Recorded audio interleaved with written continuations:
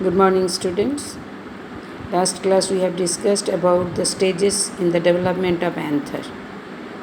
Now next we are going to discuss about the TS of mature anther. If we cut the cross section or transverse section of mature anther, it shows the presence of anther cavity surrounded by anther wall. In the 11th standard we have done the datura metal and we have seen the stamens.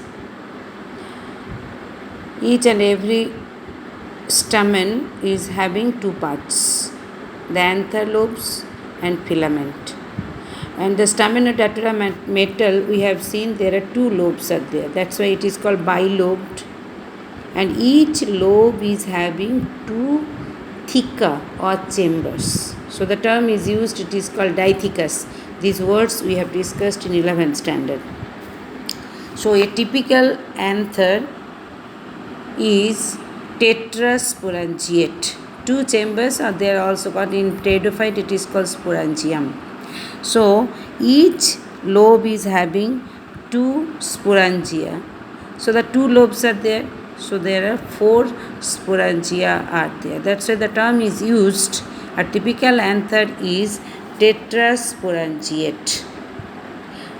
So these are the normal terms we have discussed in 11th standard. Now next we are going to discuss about the TS of mature anther is shown in the figure. With the figure we will be trying to understand.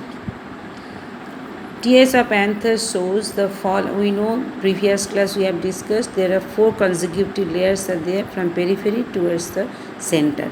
What are the four layers? Now first layer it is called epidermis. Second layer it is called endothecium. Third layer towards inside it is called the middle layers. And fourth innermost layer or the fourth layer it is called the tapetum. So the mature anther wall consists of the following four layers. What are the four layers? Epidermis, endothecium, middle layers and tapetum. Now epidermis.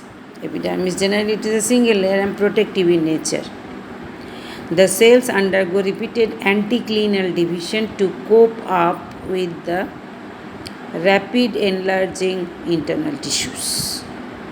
So the epidermis, which cells of the epidermis divides anticlinally, so that when the anther lobes will mature or increase in size, epidermis also can cover the full chambers of the anthers. Now second part is the second layer, it is called the endothecium. It is generally a single layers of radially elongated cells found below the epidermis. The inner tangential wall, if we see the diagram, what we can see, this is the outermost layer which is called epidermis, and the brown color or maroon color, deep brown color structure we can see which is called the endothecium, and these are radially elongated cells. Now tangential wall, the wall it is called, these are the layers of endothecium means tangential, these are the layers are called the tangential wall. Tangential wall of the endothecium develops band. Sometimes the radial wall also. These are the radial wall, these are the tangential wall. So most of the cases tangential wall develops a band-like structure which is made up of alpha cellulose. Underline that one, alpha cellulose, sometimes slightly lignified also, made up of lignin.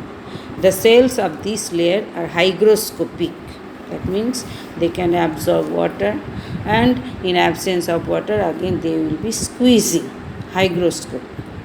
In the anthers of aquatic plants, saprophytes, cleistogamous flowers, we will discuss cleistogamous flowers later in this chapter, and extreme parasites, endothecial differentiation is absent. Endothecial layer in the anther lobes are absent in these cases. The cells along the junction of the two sporangia of the anther lobe lack these thickenings. These cells are called the stomium. This region is called stomium. See the diagram here. These cells are, this is one chamber, this is the another chamber. Now the junction between these two chambers of the sporangia, anther cavity of sporangia, the cells in the endothecium, they are not having any type of thickenings. These cells are called the stomium.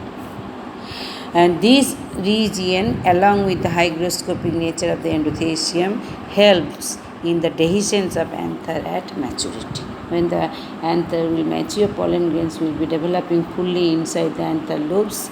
Through this area only, anthers, the pollen grains will come out. So help in dehiscence of the anther at maturity, so the pollen grains will be liberated through this region. The next part, that is the third innermost layer, it is called the middle layers.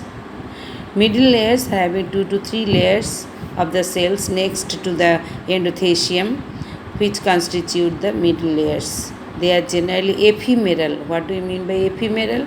Ephemeral, the meaning of that word, they will be surviving for limited periods. Limited periods. For short duration, they will be surviving. So middle layers, though it is made up of 2 to 3 layers inner to the endothecium, and they are ephemeral in nature. They disintegrate or get crushed during maturity of the pollen grains. And the innermost layer is called the tapetum. It is the innermost layer of the anther wall and attains its maximum development at the tetrad stage of microsporogenesis. What do you mean by microsporogenesis? The process of production of microspores. Genesis means production. Microspore production takes place by the process which is called microsporogenesis. It is derived partly from the peripheral wall and partly from the connective tissue of the anther lining the anther locule. So come to the diagram again.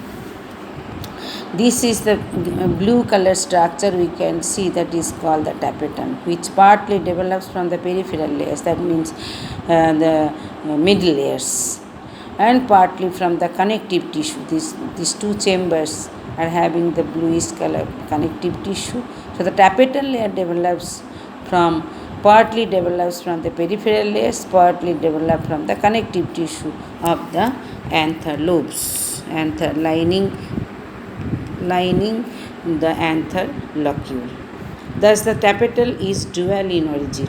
So why the tapetum is dual in origin? Partly it develops from the peripheral layer, wall layers, and partly from the connective tissue of the anther lining the locule, anther locule. What is its function? It nourishes the developing sporogenous tissue, microspore mother cell and microspores. The cells of the tapetum may remain uninucleate or may contain more than one nucleus, or the nucleus may become polyploid. Polyploid is nothing but so many nuclei will be developing by division. It also contributes to the wall materials. Pollen wall materials will be produced from the tapetum. What are the chemical nature? Sporopollenin, pollen kit, tryphin, and number of proteins that control the incompatibility reaction that gives the specific characteristic feature of the microspore or the pollen grains. Tapetum also controls the fertility or sterility of the microspores of pollen grains. So these are the functions. Later we will be discussing separately what are the functions of tapetum. Now there are two types of tapetum based on its behavior. First one, it is called secretory tapetum. It is called parietal, glandular or cellular. The tapetum retains the original position and cellular integrity and nourishes the developing microspores. Gives food to the microspore for further development. That is the secretory tapetum. Second type, it is called invasive tapetum. It is also called periplasmodial. The cells lose their inner tangential and radial walls, and protoplast of all tapetal cells coalesces, fuse. Coalesce means fuse to form periplasmodium. But in case of secretory tapetum, the cell's integrity will be maintained, and their function is to supply the nourishment to the developing microspores. But invasive tapetum, the difference between the secretory and invasive tapetum, their cell wall will be disintegrated, and and the whole protoplast will be forming the tapetal cells coils to form the periplasmodium. Now functions of tapetum, that is 4 marks question. First function already we have told, it supplies nutrition to the developing microspores. Second part, it contributes sporopollenin. I told sporopollenin, pollen kit.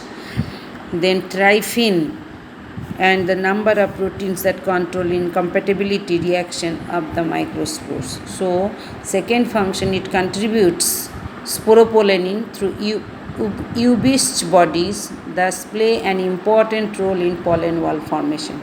Third function, the pollen kit. The pollen kit material is contributed by the tapetal cells and is later transferred to the pollen surface. Fourth point, exine proteins, I told tryphin, responsible for rejection reaction of the stigma, are present in the cavities of the exine.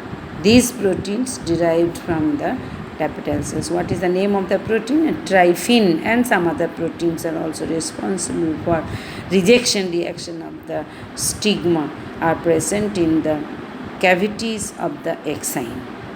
These proteins are derived from the tapetal cells. These are the functions for 4 marks question, 4 points.